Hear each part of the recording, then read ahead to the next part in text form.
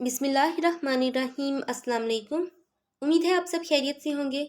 आज मैं आपके साथ MGT 301 प्रिंसिपल्स ऑफ मार्केटिंग की असाइनमेंट 1 शेयर करूंगी। इस करंट सेमेस्टर की ये फर्स्ट असाइनमेंट है। इसकी लास्ट डेट 17 मई है और आपको पता है कि असाइनमेंट पे एक एक्सटेंड डेट मिल जाती होती है, तो आप इसे 18 मई तक सबमिट करा सकते हैं।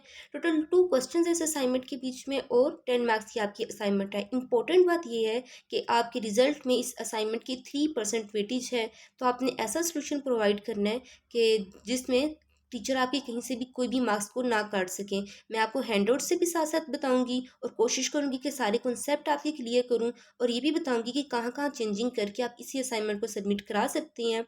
और ऑनेस्टली स्पीकिंग कि मैंने अपनी ये वाली वीडियो लैपटॉप से बनानी थी, लेकिन मैं सुबह से लैपटॉप को चार्जिंग पे लगाया हुआ था, डिफरेंट असाइनमेंट्स को देखा, उनका मटेरियल इकट्ठा किया, रिकॉर्डिंग की उनकी, और जब अपलोड करने की बारी आई तो लैपटॉप ने नेट को उठाया ही नहीं। मीन्स कि यूट्यूब ओपन ही नहीं हुआ, इतने एरर आ रहा था, इशू आ रहा था। अभी रिसेंटली मैंने HP का लैपटॉप लिया और उससे पहले मेरे पास एप्पल का लैपटॉप था, तो दोनों में कोई ना कोई इशू आ रहा था। तो अब मैंने बहुत मजबूरी में ये मोबाइल से ही वीडियो बना रही हूँ, इसको एडजस्ट किया यहाँ पे सोल्यूशन को।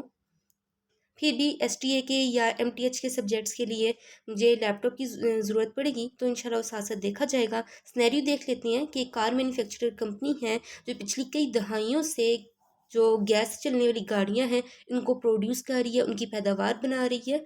How ever with the increasing concern for the environmental sustainability, माहौलियाती पैदावार के लिए बढ़ती हुई तशवीश के साथ दे रिकॉग्नाइज, उन्होंने समझा, उन्होंने यकीन किया अ ग्रोइंग डिमांड, बढ़ती हुई demand for the electric vehicles के लिए जो उभरती हुई डिमांड थी, तो उसको उन्होंने समझा।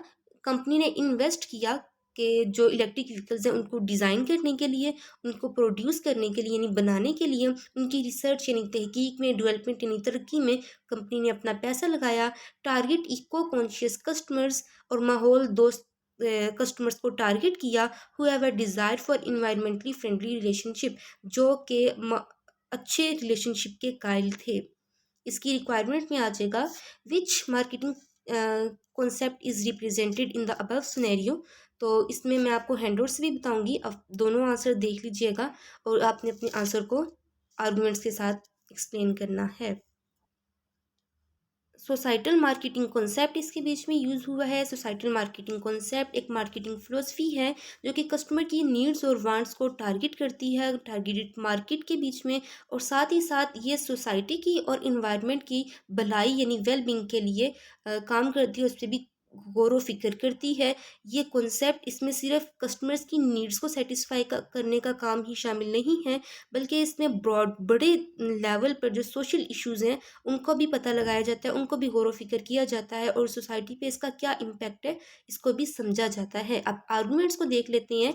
In the case of car manufacturer, के कार मैन्युफैक्चरर के केस में मुतलिक द कार मैन्युफैक्चरर, आप यहाँ पे कंपनी लिख सकती हैं, is not fully filling the needs of its targeted market, but it is also considering the well-being of society and environment। कि सिर्फ कार मैन्युफैक्चरिंग कंपनी अपनी टारगेट मार्केट की नीड्स को पूरा नहीं करती, बल्कि वो इन्वायरमेंट और माशरे यानी सोसाइटी की भलाई को भी ऊपर भी गौर व फिक्र करती है। सेकंड पॉइंट है company recognise the increasing concern for the environmental sustainability.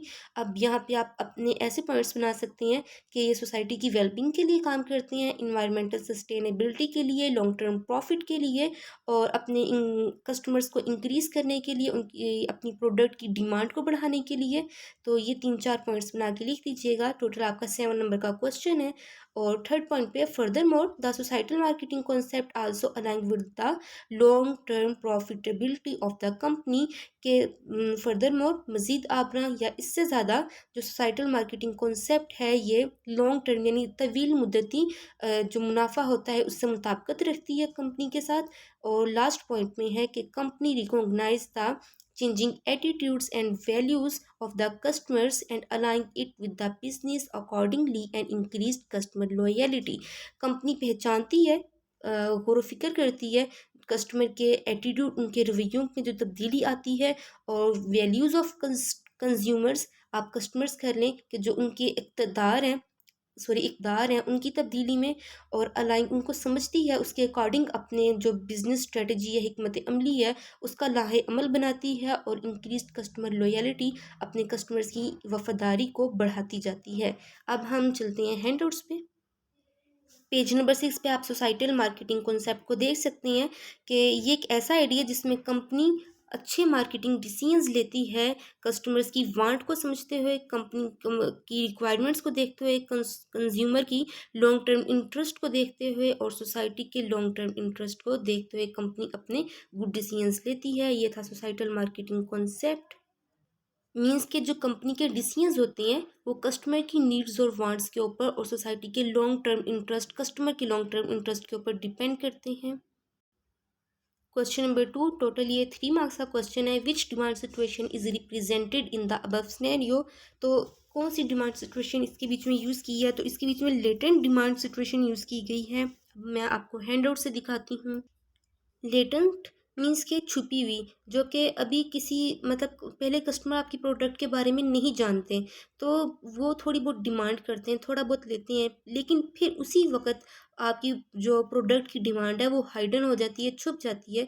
मिसाल ले लेते हैं इंश्योरेंस कंपनी की, कि जब शुरू शुरू में वो मार्केट में इंट्रोड्यूस्ड हुई तो लोगों ने उसमें इतना इंटरेस्ट नहीं लिया, फिर मार्केटर्स ने उसके बेनिफिट्स को हाईलाइट किया, लोगों में अवेयरनेस लेकर आए, और फिर लोगों ने उसको स्टार्टिंग बाइंग, उसको ख़रीदना शुरू कर दिया। सेम एज़ इट इज़ ये भी ऐसे यहाँ पर कंपनी पहले गैस वाली गाड़ियाँ बनाती थी, ऑयल वाली जिसमें पेट्रोल वगैरह डलता था, तो अब कंपनी ने इलेक्ट्रिक व्हीकल्स का काम शुरू कर दिया है। अब लोग उसके बारे में नहीं जानते, तो जस्ट अपने जहन में एक उसका ख्याल है ना, लोगों के जहन में इलेक्ट्रिक व्हीकल्स के बारे में, तो जब बिजली से चलने वाली गाड़ियाँ तैयार हो जाएंगी, कंपनी उन लोगों को अवेयरनेस देगी, इसके बेनिफिट्स के बारे में बताएगी, तो फिर लोग इसको भी खरीदेंगे, इसकी भी एक लेटेंट डिमांड हो जाएगी।